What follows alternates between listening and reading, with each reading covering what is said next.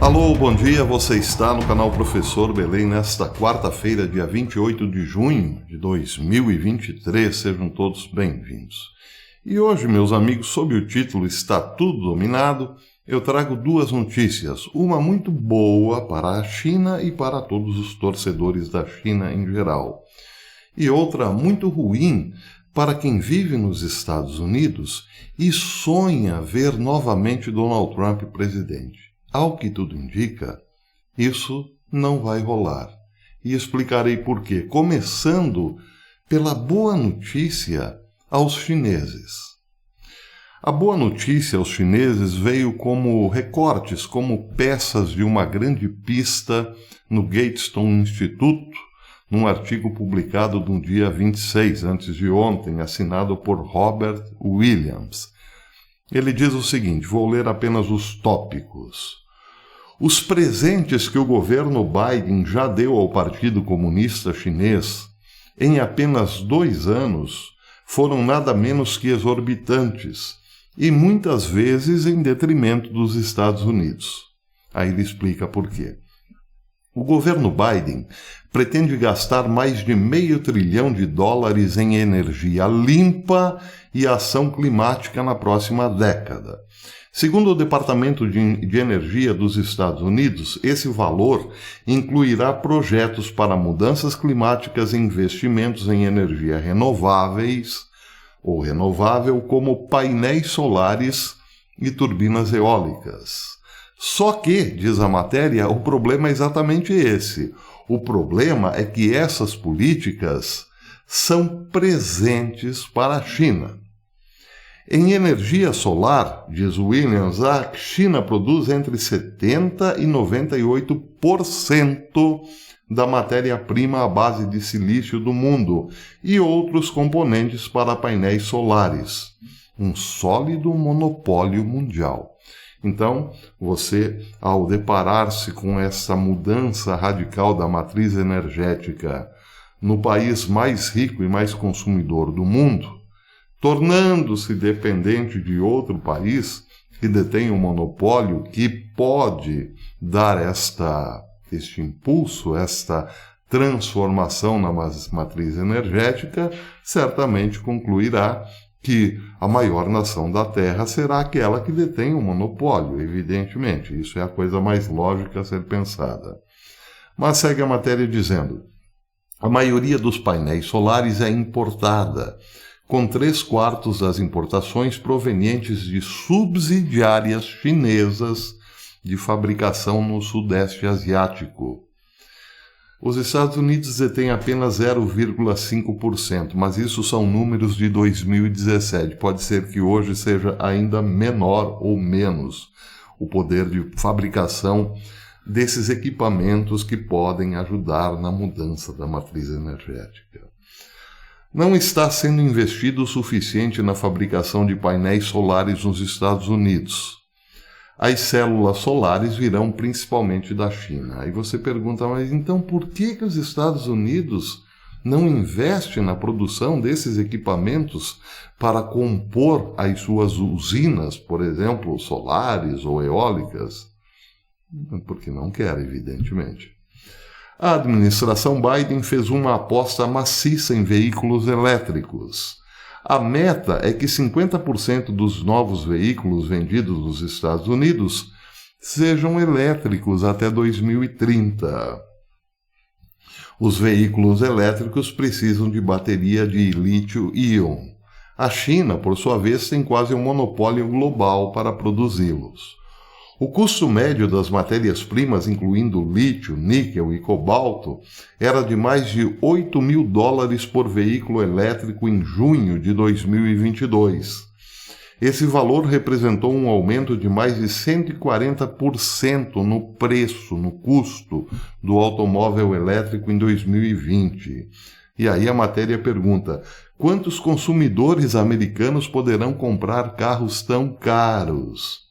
Além disso, os veículos elétricos tendem a explodir, mas o governo Biden não está nem um pouco preocupado com esta possibilidade. Outro tópico. Existem vários problemas com turbinas eólicas.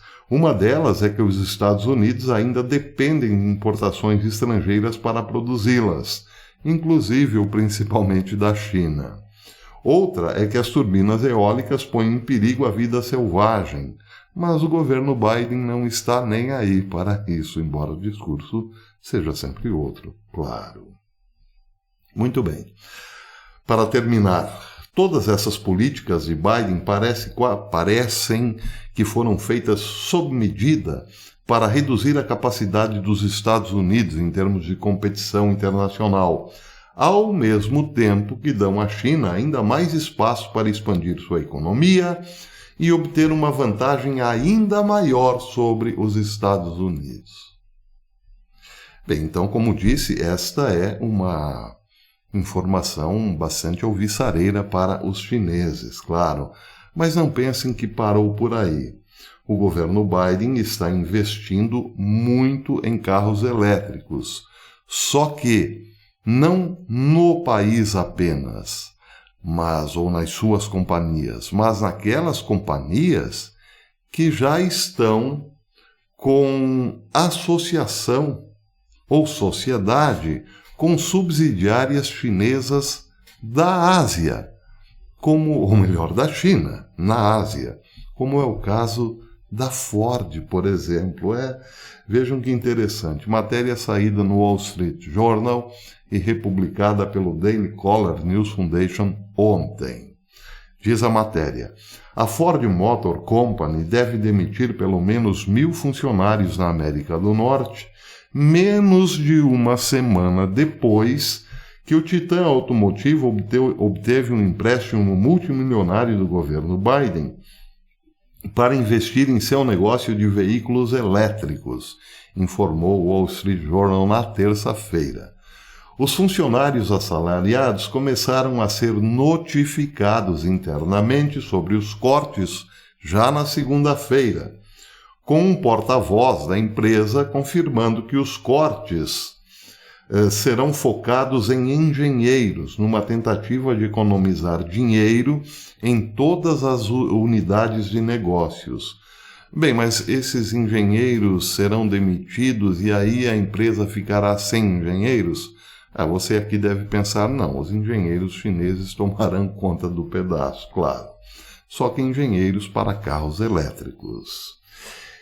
Em 22 de junho, a Ford, preste atenção agora, e a parceira de negócios SK On, uma fabricante coreana de baterias, receberam um empréstimo de 9,2 bilhões de dólares do governo Biden para construir 3 fábricas de veículos elétricos no sul dos Estados Unidos.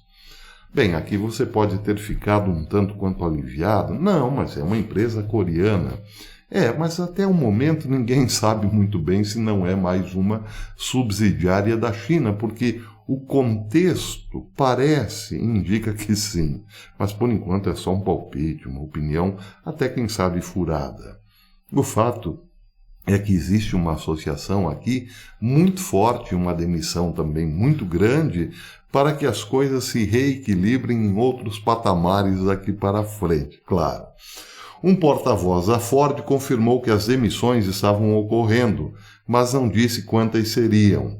Isso foi dito na Daily Caller News Foundation. O porta-voz disse também que mesmo a estimativa do Wall Street Journal representaria uma porcentagem extremamente pequena da força de trabalho total da empresa. O corte na força de trabalho de cerca de 28.000 funcionários da Ford é o terceiro de uma série de demissões em massa que começou com um corte de 3.000 pessoas no verão passado nos Estados Unidos, enquanto a empresa procura reduzir custos do seu investimento maciço em veículos elétricos, informou o Wall Street Journal.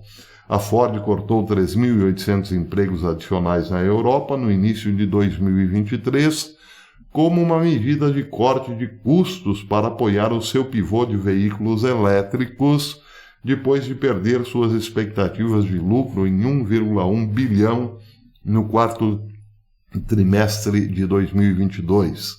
A divisão de veículos elétricos da Ford perdeu 722 milhões nos primeiros 3 meses de 2023, custando à empresa mais de $60 mil por carro vendido.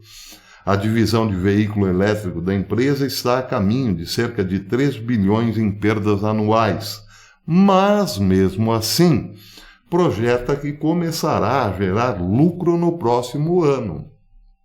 Ou seja, ela não está nem um pouco preocupada se a mudança radical para os carros elétricos estão, nesse momento, como um ralo sem fundo de dinheiro perdido, porque o contribuinte é que está pagando esta revolução energética. Entenderam, né? Claro. A Ford também citou custos anuais de suas divisões de motores de combustão interna como muito altos em comparação com os rivais, dificultando a cobertura dos bilhões em perdas a serem acumuladas pela divisão de veículos elétricos da empresa, informou o Wall Street Journal. A empresa também está se preparando para negociações com o sindicato United Auto Workers, que representa trabalhadores ouriças da fábrica, no qual se espera que o sindicato seja particularmente agressivo em garantir benefícios para os trabalhadores. Após o difícil primeiro trimestre da Ford, prestem atenção agora, o economista da Heritage Foundation, E.J. Anthony, disse ao Daily Caller que a decisão da Ford de apostar tudo em veículos elétricos era um risco tremendo, que exigiria uma ajuda do governo Biden. Uma grande ajuda do governo Biden. Bem, se você tem dúvidas de que esse será o maior negócio de todos os tempos, lembre do laboratório que foi feito na metade, começando ali nos anos 80 até metade dos anos 90. Se você tem mais de 50 anos, certamente haverá de lembrar que você, ou sua família, ou algum vizinho, teve que trocar a geladeira porque ela estava destruindo a camada de ozônio com o seu gás CFC. Lembra disso? Pois é, a alegação na época é que a ciência havia descoberto o perigo. O gás CFC subia até a camada de ozônio e maldosamente a destruía. O buraco na camada de ozônio era tão grande que o mundo, quem sabe, nem chegaria aos anos 2000, por conta dos raios ultravioletas que não eram filtrados. Lembra disso? Pois é. Aquele foi um laboratório. De repente, todo mundo teve que mudar a geladeira, não é mesmo? Aí você também pode lembrar que havia um monopólio de vendedores de geladeiras na época. Ou melhor, dos novos gases que seriam embarcados nas geladeiras. Laboratório, meu caro. Agora vejam que interessante. Essa era a voz da ciência. O CFC sobe e destrói a camada de ozônio. Uma matéria publicada no dia 25 de outubro de 2019, no American Thinker, de modo muito simples, demolia esta premissa maior da ciência. De que forma? Dizendo que isso era impossível, porque o gás CFC é muito pesado. Jamais subiria até a camada de ozônio. Aliás, eu vou ler porque vale a pena, é um pedacinho bem curto. Há um problema com essa teoria de que o CFC destrói a camada de ozônio na Antártida. É que seus componentes sempre tiveram e nunca explicaram como o CFC chegou lá. Eles não deveriam ser capazes de fazê-lo. Isso ocorre porque o CFC tem peso molecular cerca de 4 vezes maior que os principais componentes da atmosfera terrestre, nitrogênio e oxigênio. Os leitores, sem dúvida, estão cientes de que os gases leves sobem, como o hélio, por exemplo. O inverso também é verdadeiro. Os gases pesados afundam. Qualquer gás 4 vezes mais pesado que o ar, como o CFC, só pode fazer uma coisa: afundar. Na verdade, é possível despejar CFC de um recipiente para outro recipiente abaixo, mas nunca acima. Pois é, mas quem podia contestar a ciência, não é mesmo? Aqui está o mesmo caso. Quem pode contestar a ciência? Quem pode negar que o seu carro com combustão interna, mais o pum das vacas, está destruindo o planeta? Resumão da ópera. Os Estados Unidos entraram num acordo quase que indissolúvel com a China. É quase como um casamento perfeito. Os Estados Unidos, que no momento é a nação mais poderosa economicamente da Terra, está em acordo com aquela que substituirá os Estados Unidos, que logo mais ali na frente será ela a mais forte de todas. Bem, para isso é preciso que esse casamento continue vigorando, não é mesmo? Claro. Daí porque a China, o principal parceiro dos Estados Unidos, não deseja ver na Casa Branca nenhum aventureiro do tipo conservador ou republicano, claro, porque o acordo foi feito com os neocons. Daí porque eu disse, esqueça, Donald Trump não volta mais ao poder, é claro que não. Existe uma montanha de dinheiro impedindo que Donald Trump volte para a Casa Branca. Mas aí você pode se perguntar, e o atrito Estados Unidos-China por conta de Taiwan? Vai muito bem, obrigado. Quem sabe amanhã ou depois aconteça mesmo uma guerra entre Estados Unidos e China. Mas e daí? Isso nem de longe prejudicará os negócios. Porque, na conjuntura da geopolítica atual, uma guerra é muito lucrativa em vários aspectos. Vendas de armas, todo mundo já sabe, mas o principal deles: ao se criar uma guerra, dá-se poder àqueles que estão no poder de tornar a coisa ainda mais fácil, ou de aumentarem muito mais a vigilância e o controle sobre suas próprias populações. Com a desculpa de que estamos em guerra e precisamos vigiar cada um dos cidadãos, é que ficamos cada vez mais fracos e o monstro cada vez mais forte. Guerras, meus amigos, são super bem-vindas hoje, até mesmo entre grandes parceiros de negócios. Bem-vindos ao fim dos tempos. Até depois.